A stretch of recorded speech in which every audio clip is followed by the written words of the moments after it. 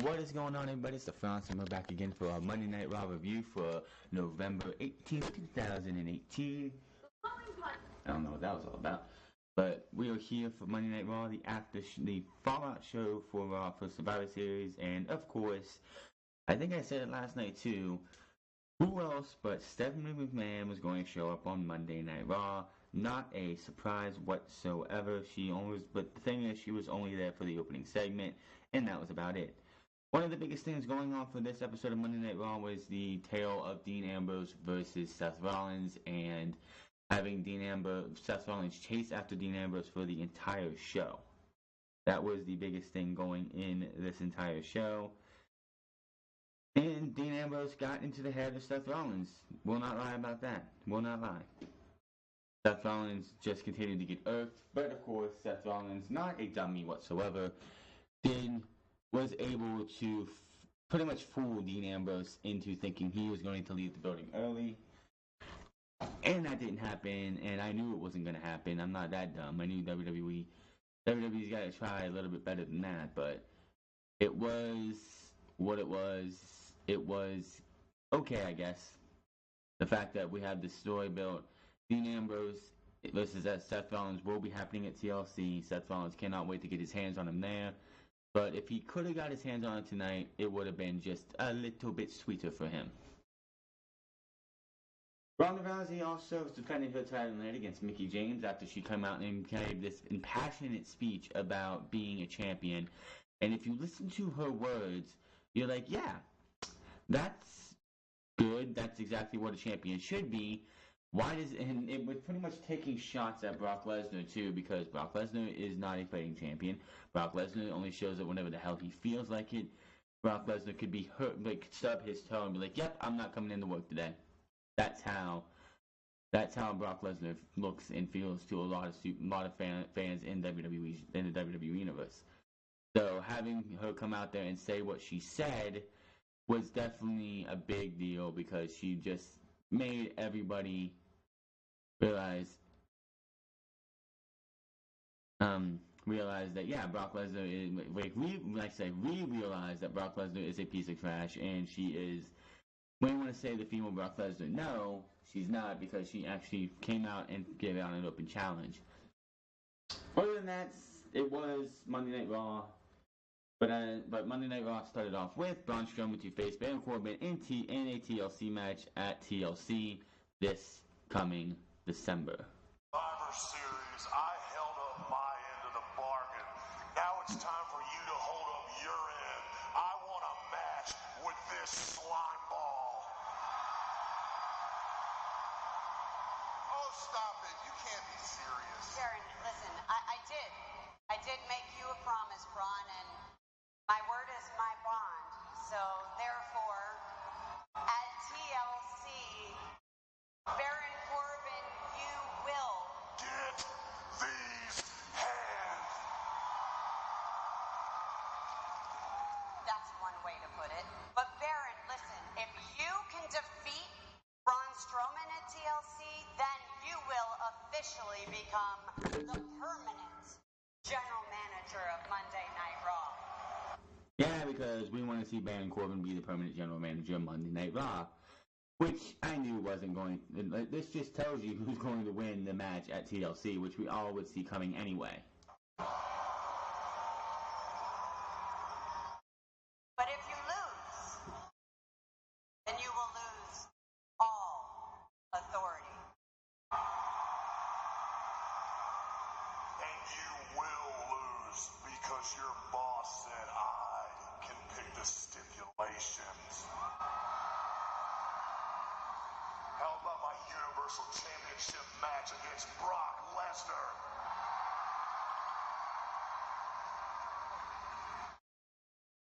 You will have your Universal Championship match against Brock Lesnar at the Royal Rumble. Only if you can beat Baron Corbin at TLC. I mean, this is a really good deal for you, Ron, right? I mean, come on, I'm a businesswoman, you're a businessman of sorts, and I mean, what, do you think you can't Baron Corbin? Come on. Come on, what do you say? Welcome to Monday Night Brawl.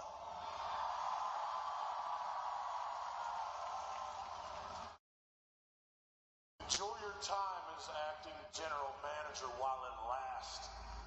Remember, I get to pick the stipulations. And at TLC, you and I are going to have the TLC match. You're not only going to get these hands, you're going to get these tables, you're going to get these ladders, and you're going to get these chairs. That's what TLC's all about. You know what? I think that's a terrible idea. You do realize that match, it favors me. I'm going to leave you in a pile of twisted steel and rubble. That is, and make it see, I'm still acting general manager, and I've just decided you're going to face Bobby Lashley and Drew McIntyre tonight in a handicap match. You know what, Baron, that is an excellent match. But given we are celebrating tonight, it's a huge night, I think we need to one-up that match a little bit. I think we need to make that match a six-man tag team match. It's going to be Bobby Lashley, Drew McIntyre, and Baron Corbin against the team of Braun Strowman, Elias, and Finn Balor. And since I'm feeling so good tonight, we're going to start that match right now!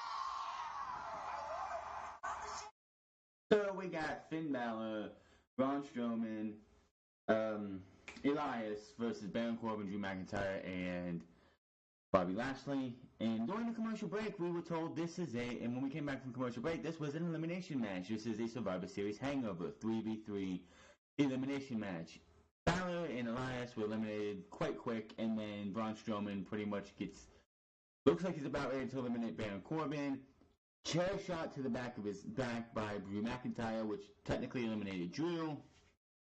And it was all downhill from there. Bobby Lashley, Drew McIntyre, and Baron Corbin beat the living piss out of Braun Strowman up until they had a belt. Baron Corbin took his belt and strapped it to Braun Strowman's wrist. Bobby Lashley pulled it in between the steel steps, and Baron Corbin grabbed the top steel steps and just hit the steel steps and made it look like he used the great camera angle to look like he shattered Braun Strowman's arm. Later on in the show, they did say that Braun Strowman is suffering from a shattered elbow, which is kind of funny because where the stairs hit, it would have made more sense to say he has a shattered wrist, not a shattered elbow, because it got hit in the wrist area, not the elbow area. I mean, come on, the elbow for Braun Strowman is off to the end. You hit in the front of the stairs from where Braun Strowman's hand is. You should have went with a shattered wrist. Come on, people. So that was just a major setup and was just ridiculous. Let's see what we had here. Then we had good boy Seth Rollins. Oh, good old Seth Rollins. Seth Rollins wants answers from Dean Ambrose still. He's not getting them. This has been going on for a few weeks. And I will say the first set of these words from Dean Ambrose tonight, they're still pulling the controversial line because of what he said. He did go in there and he did say that the Shield is broken. We were terrible from the core from when we started. We were bad guys because they were bad guys when they started. And we're all getting what's coming to us. You're going to pay, no way. And Roman Reigns is getting what he deserves. He's dealing with them. He has to answer to the man upstairs. definitely got a bunch of like, oh, how could you go there type things. It's good heel work. Definitely good heel work from Dean Ambrose. But Seth Rollins is incensed, and he's going after Dean. It's only been 4 weeks since Dean turned his back on me and Roman, but it's felt like an eternity. Because as of yet, he hasn't had the guts to walk down to this ring and face me like a man. But all that changes at TLC, because he's not going to have a choice, because it's going to be Dean Ambrose versus Seth Rollins one-on-one for the Intercontinental Championship. You know, I sat in this ring last week and I watched Ambrose and I listened to everything he said as he took the Shield vest and he lit it on fire. And he said that the Shield was a burden to him. He said that the Shield made him weak, and he said that this is the same guy he's been this entire time. You think you know somebody, but the truth is I learned more from watching this chronicle of Ambrose on the WWE Network than I knew about him the entire time we were best friends. You know, I didn't know Ambrose was in the hospital with an infection in his elbow that almost killed him. You know why I didn't know that? Because Ambrose never picked up the phone when I called him. He never called back the entire time he was out with an injury, not one time. And Ambrose said he loves WWE. Love? He said he loves WWE. Look, I've known this dude for 10 years. That was the first time I've ever heard him say the word love.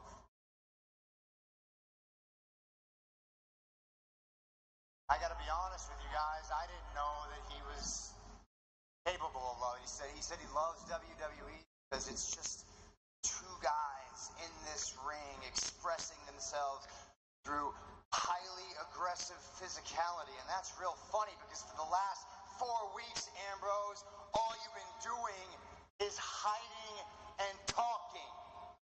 But all that changes at TLC because we're going to have our match. But TLC is a ways away still. And I want to talk about tonight because I am feeling highly aggressive right now. And if Ambrose, if you love it as much as you say you do, why don't you come down to this ring and prove it? Because I am looking for a fight. You don't get it yet, do you? Things have changed. For the past 6 years, the Shield did more harm than good, sure. They love the Shield all over the world. But nobody knows how we were. Never stopped going. We were riding to the core from the very beginning. Now time has caught up to us. And we're all going to pay for it different ways. The saying goes, what goes around comes back around on you. It's come back around on us in a big way. And now we're all going to get what we deserve. I mean, look at Roman. For Roman's part, for what Roman did in the Shield, he has to answer to the man upstairs. Just the mere mention of Roman's name by Dean Ambrose gets like, oh, like people don't want to hear him even mention Roman's name, which is kind of just good, and it's a soft spot. Well, not a soft spot. It's a tough spot for fans all over the world because Roman is going through. So I can see Dean probably using Roman's name a lot during this entire feud.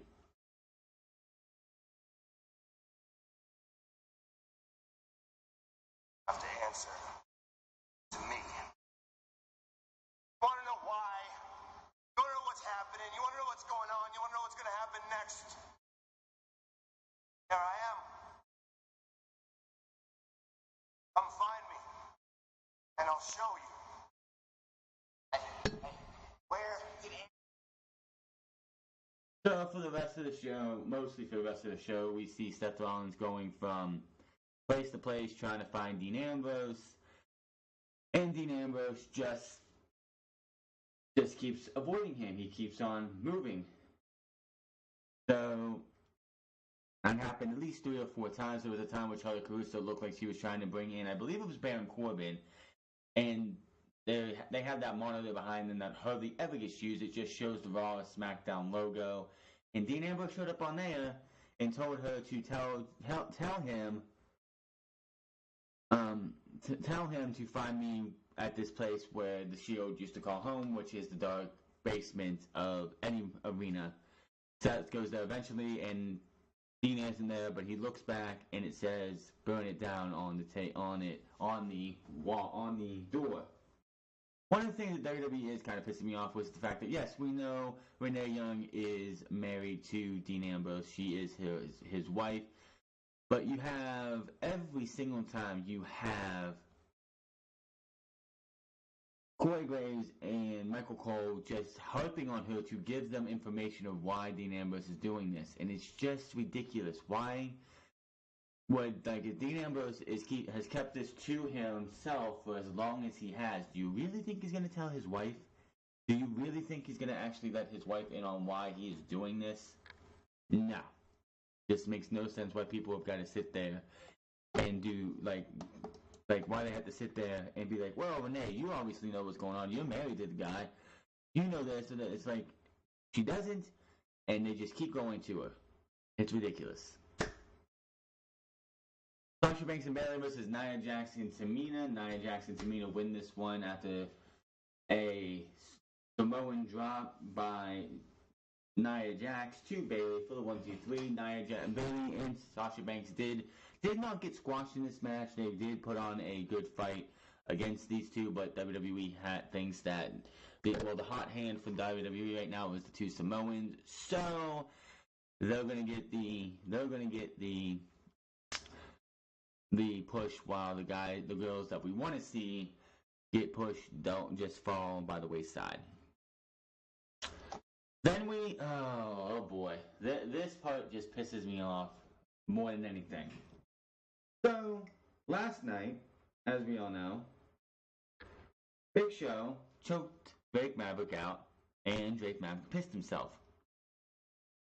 Vince McMahon was in the back probably having a fucking aneurysm from laughing so hard. So we come to Monday Night Raw, and what does WWE do? Let's have a bunch of piss jokes and pee jokes towards Drake Maverick. Did you try to peas? This isn't funny whatsoever.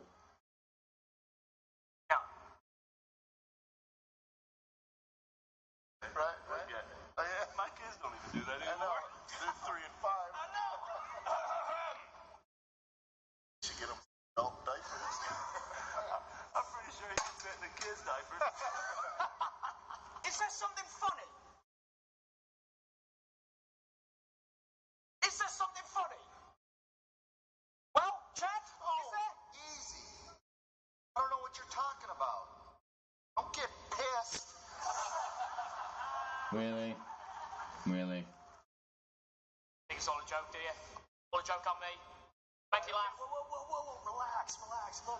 There's no beef here. Hey, Chad and I were just happy to see that you're in better shape than last night. This ain't funny. Better. I meant better shape. Better shape? I got news for you. You're in trouble now because What? You! He said you're in trouble.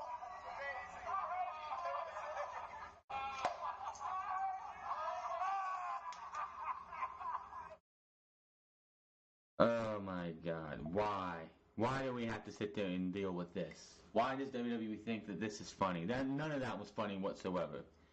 None of that was funny whatsoever. I don't know what WWE was thinking, but that was obviously some of the worst comedy out there. WWE, and Chris Jericho was on his podcast, I believe, what was it, last week or the week before that, and he pointed out that the AOP talking, like, listening to Drake Maverick makes no sense. Being paired with Drake Maverick makes no sense.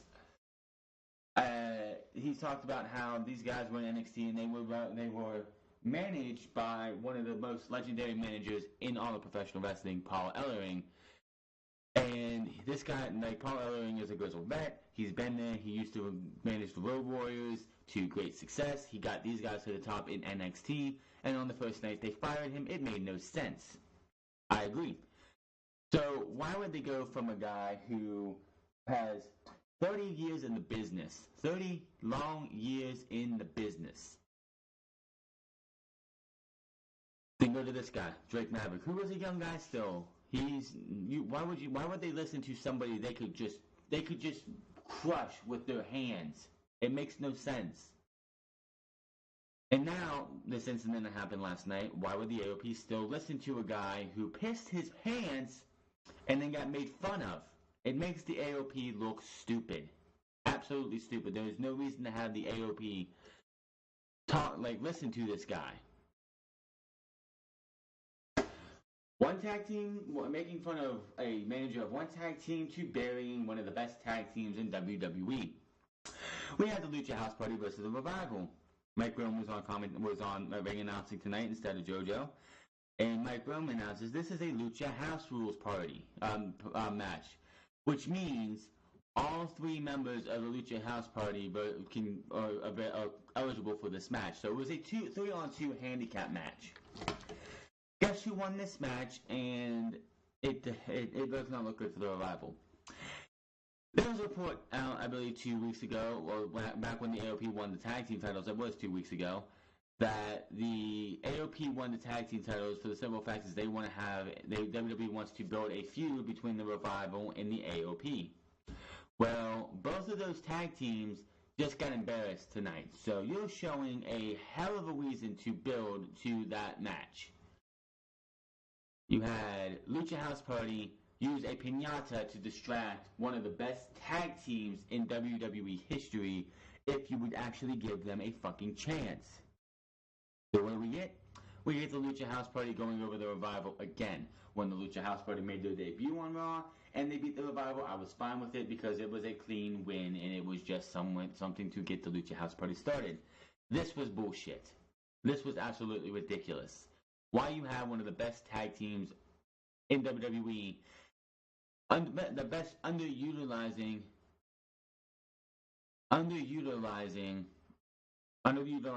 in the Revival, jobbing to the Lucha House Party because of fucking piñatas.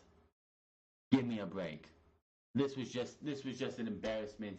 And WWE again shows why the tag team division is just plain and utter crap. Then we had, I think, the best promo of the night, if I can find it. Yeah. No, that's not it. Tell me they have it. Yeah.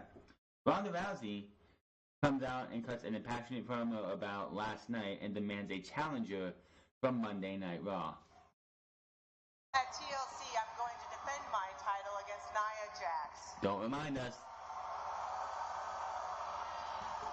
I'm very aware of how dangerous Nia Jax is. I mean, just look at what she did to Becky's face.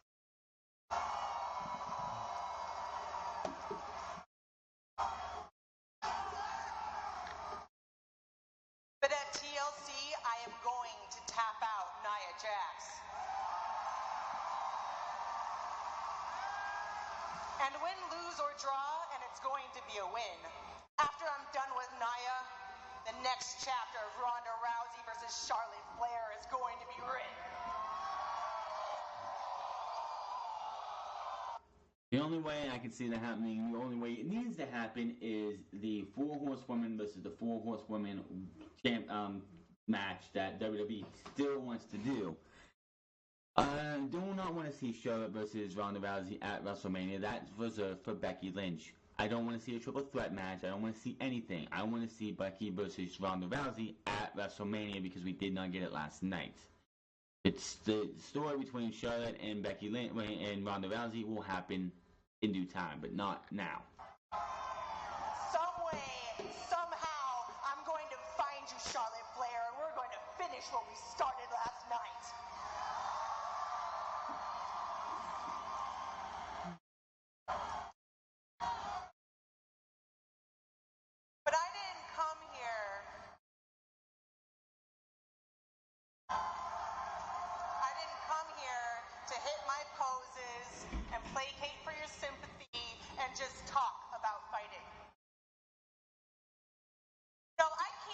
show you what a true champion is. A true champion stands guard atop the mountain, ready to throw down anyone who dares to approach back down to the bottom. A true champion, they can't just pick and choose their most opportune time to fight. That's a contender's luxury. Brock Lesnar. Brock Lesnar.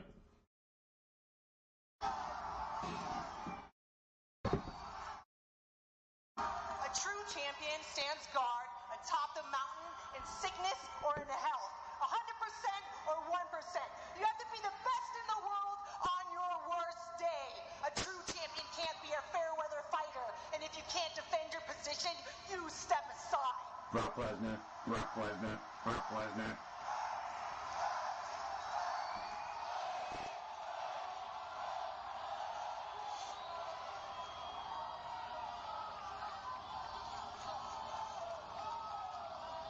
So this is me on my worst day.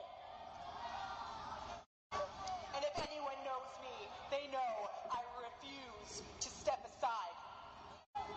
So hit somebody's music and send anyone out here to fight me. Because if I can't defend this title tonight, I don't deserve to be champion. I will say this, before we finish this, Ronda Rousey is getting better at her promo work because when she first came into WWE, she was nervous as all hell. You could just tell that she's not good at just going off the script or going off the cuff. She just was so nervous back at Elimination, like right before Elimination Chamber when they did that contract signing for her. That was definitely one of the worst things ever was how bad she was at her promos. But now she is just leaps and bounds better on the mic than she was back in February. Ronda, How comes Corbin in the fun? to defend your title right here, right now, has been denied. As acting general manager and soon to be permanent general manager, I in Not happening. conscience cannot allow you to compete tonight. Corbin, I've had 17 fights. 17 fights and I've never pulled out of one. 17 fights and I've never even postponed one. And I've had plenty of reason to, believe me, but I never did. I never did because that's what it takes to be the baddest on the planet.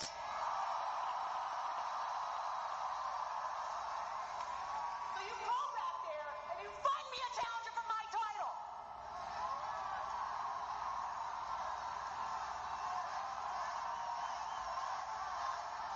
Or maybe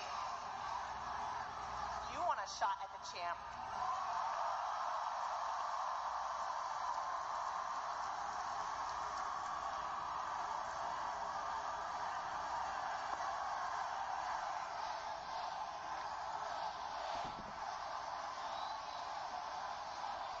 Okay. Best of luck.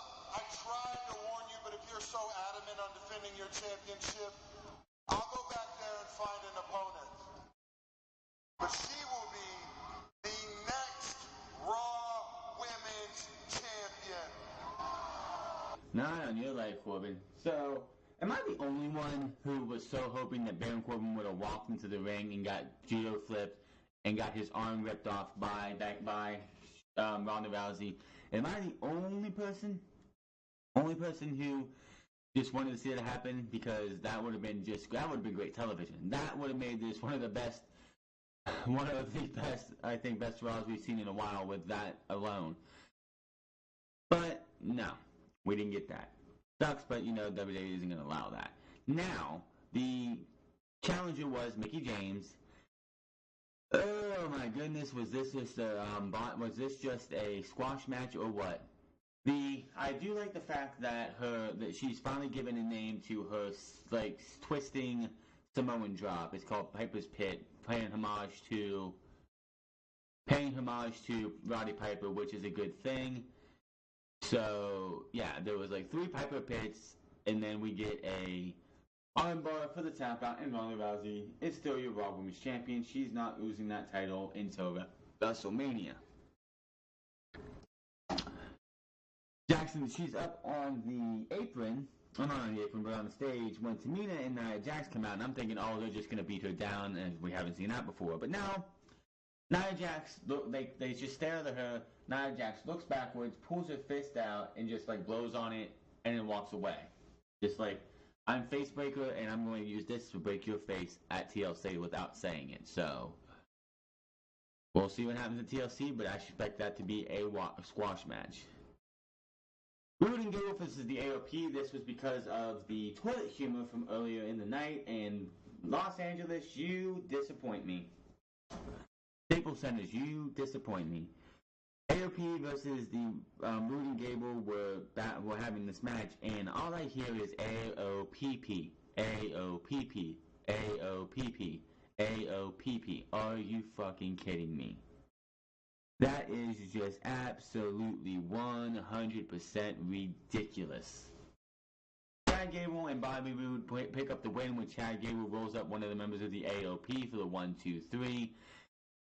So, are we going to have the AOP be like a Bad News Barrett when he was the Intercontinental Champion? Because I think it was every title reign or the last few title reigns that he had. And when Bad News Barrett would win the Intercontinental title, he would be beaten every single time he was in a non-title match, and then he would come out and absolutely destroy whoever beat him before.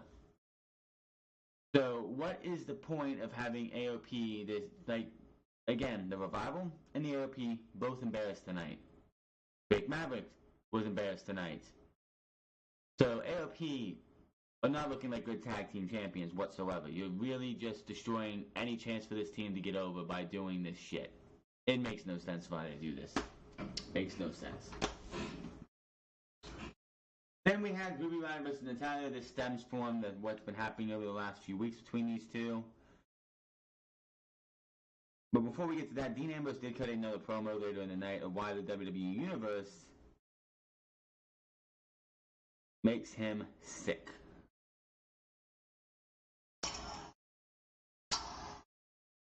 Seth, you think I'm playing games? This is no game. Although I admit it has been fun watching you run around this building all night like a lunatic. I'm right here, waiting for you to come try to hurt me. All you've done so far is whine. So whiny, and you and your people are all so whiny. Can't believe you went there with Roman. Grow up. This isn't about Roman. About the bond. Brothers. Broken. Crushed. Shattered. And if you ever do find me, it's exactly what happened. Crush you. Shatter your bones. And after that, what is that? What is that smell? Smell? Does anybody else smell cheese? Oh, God. That reeks. That is a horrible stench. What is that? Is that the smell of Seth Rollins' fear? No. Maybe that's just the smell of Los Angeles. No. Oh my God, I think I know what that is. That's coming from you people.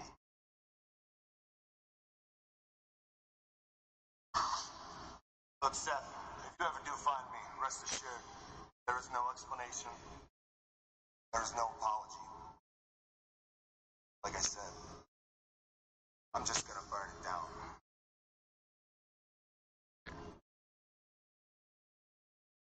Now, before we got to the final match of the night, which was Ruby Riott versus Natalya, we did see Seth Rollins with his gear, his suitcase, his little suitcase. He's walking out of the building, quote unquote, leaving because of the fact that he has a flight to catch and that he will have Dean Ambrose at TLC.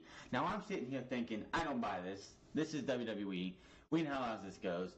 Seth Rollins looks like he's about ready to leave. And then Dean Ambrose goes out to the ring, and then Seth Rollins is back. He runs out, and then they brawl, and then one or the other gets the upper hand. That's exactly what we had happen tonight to close the show. One thing I will say about WWE for the last few weeks, it does feel a lot better. And a lot better since they got rid of the overrun. It does need to get down to the end, down to 2 hours, so we can just have a better show overall. There was a good bit of filler in this show, but okay, we had Natalya versus Ruby Riott. Of course, this was a culmination. This was a blow-off match for this entire feud, plain and simple. They're not going to go past this. Ruby Riott lost this match by a roll-up. If this was a continuation of the feud, then Ruby Riott would have won this match to continue it on by various means, but she lost to a roll-up. Seth Rollins and Dean Ambrose did finally have a little bit of a confrontation, and who do you think had the upper hand in the end? I will give you, to the end of this video, or this portion of the show, to guess. Too easy. Oh, so you all want to see Seth Rollins come out here and beat me up, huh? Want to see Seth Rollins get his hands on me? Because I turned on him. And because I turned on Roman, and I turned my back on all of you and your dirty little children. That seems like that's a reference to something. Come on, guys. Let's be real here, all right? I know that every single one of you, given the proper motivation, would have done the exact same thing. Heck, you would stab your friends in the back, probably for money, or judging by the looks of the most of you, probably for a free meal. You would stab your own family members in the back.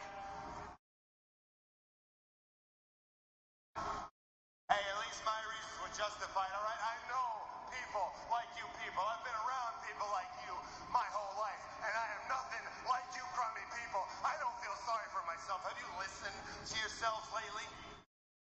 So emotional. The way you cheer your little hearts out for Seth Rollins makes me sick. No, literally makes me sick to my stomach. Makes me want to throw up. And what is that smell? What the hell is that smell? I can smell you all the way from back there. You know what that is? That's a giant, steaming pile of phony LA garbage.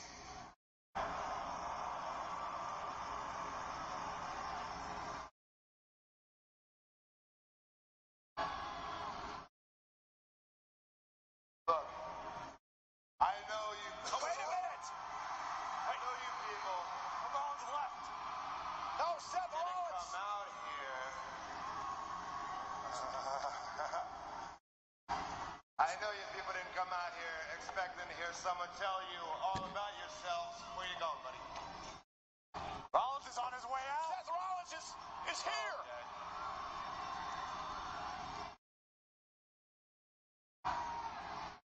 And now Ambrose looks a bit concerned because here comes Rollins. The King Slayer on his way to the ring. And Ambrose meets him there to take down by Rollins. And finally Rollins gets his hands on Dean Ambrose. And Ambrose knocked out of the ring, but Rollins isn't done yet. Ambrose driven into the barricade. Rollins is here for a fight. The King Slayer unleashing all of his vitriol on Dean Ambrose. And finally some officials out here to try to break this thing up. Ambrose looking to scramble throughout the WWE Universe here at Staples Center. And Rollins isn't done yet. Bottled up inside for weeks and weeks. And then the comments from Ambrose tonight have driven Rollins wild. Seth Rollins has come unglued. Well, this looks like it's exactly what Dean Ambrose had planned. Dean Ambrose runs into a boom. Ah, Super Kick just sounded nasty. Planned that, but he certainly got under the skin of the Kingslayer. And Rollins going for the stomp, but Ambrose with a low blow. Ambrose did that. What is with WWE's obsession with low blows this year? I mean, AJ Styles versus Shinsuke Nakamura after WrestleMania was all about low blows. Every single match they had, except for like one, had low blow after low blow after low blow. Daniel Bryan kicked AJ Styles in the nuts and then hit him with a running knee. Daniel Bryan kicked Brock Lesnar in the nuts and hit him with another running knee. What the fuck? And now tonight, Dean Ambrose low blows Seth Rollins. What the fuck is with the low blows with WWE this year? It's like somebody in the back got infatuated with the with low blows in the last 12 months because we've seen a ton of them. We've gone over the low blow quota this year, ladies and gentlemen. We went over the low blow quota. Ambrose went low. Desperate maneuver. Oh, come on. I was trying to talk to your people. I love this part. Don't ever interrupt me again. You want to talk? You want to talk? Talk! Talk! Oh my God, dirty deeds.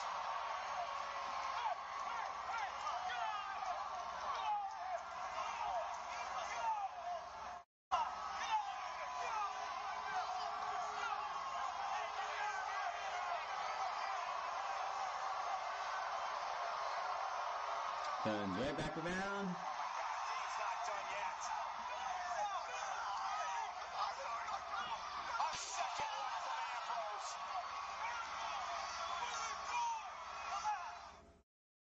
And that was how Monday Night Raw went off the air with Dean Ambrose low blowing and then two dirty deeds to Seth Rollins. So that was Monday Night Raw in a nutshell. The biggest talking point coming out of this Monday Night Raw is that Ronda Rousey wants to be a fighting champion, unlike one champion we know, and Dean Ambrose wants to be a dick hitter to Seth Rollins, and he plays mind games with Seth Rollins to get him to be so pissed off. Seth Rollins and Dean Ambrose is looking out to be probably one of the best, hopefully one of the best matches at TLC. Probably the only best match at TLC. I mean, we're getting Braun Strowman versus Baron Corbin in a TLC match. With the commissioner, not the commissioner, but the general managership on the line. Oh, buddy, I don't even know right now. I don't care for that match. I would rather see Drew McIntyre versus Braun Strowman. I might be one of the only ones who wanted to see that one-on-one, but I definitely would rather see Drew McIntyre versus Braun Strowman than Braun Strowman versus Baron Corbin. But we're getting Braun Strowman versus Baron Corbin. Corbin will get squashed, and we'll move on from there. But that was SmackDown Live. I'm not SmackDown Live. That was Monday Night Raw for November 18, 2008. I'm sorry, November 19, 2018. The 18th was yesterday. We'll be here tomorrow for SmackDown Live, which will be intriguing because it has been advertised that Daniel Bryan will address why he did what he did to win the WWE Championship tomorrow night. Will WWE turn this heel turn into another face immediately, like a quick switch, or what? We'll have to wait and see. I will be here tomorrow for that. NXT this week, I'm going to skip the normal NXT, and I'm going to catch up with NXT UK tomorrow from last week and tomorrow night, as we will have 4 shows to go over. So that is going to be our Wednesday night show. And then Friday with Unscripted, as we will talk about WWE's reaction to Charlotte getting big babyface pop, as well as, I believe I just saw in the story, much more. We are not going to talk about someone, a piece of shit who showed up at Survivor Series last night, because I do not see any reason to talk about him. But Raw, SmackDown, NXT UK will be a 4-episode show this week for us, and then, of course, Unscripted on Saturday. I am not reviewing Starrcade. I'm not even going to probably watch Starrcade because it is a 1-hour special of a house show. We've already had Crown Jewel and the Greatest Royal Rumble and Super Showdown, and I'm kind of getting over the glorified house shows, and I'm not going to watch Starrcade probably just because it's probably not going to factor into anything. I don't expect any title changes. That's how I build to it. Why the hell would I want to watch it? Until then, my name is The Thoughts, and you guys have a good one. As soon as I can turn this thing off. No, you don't. Something's up with this. It's too hot, I think. I'll fix it. Don't worry.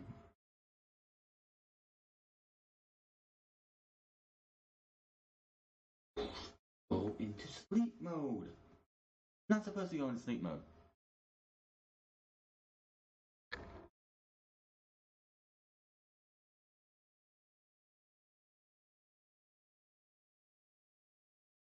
I'm not happy about this right now. Look at this. Oh shit.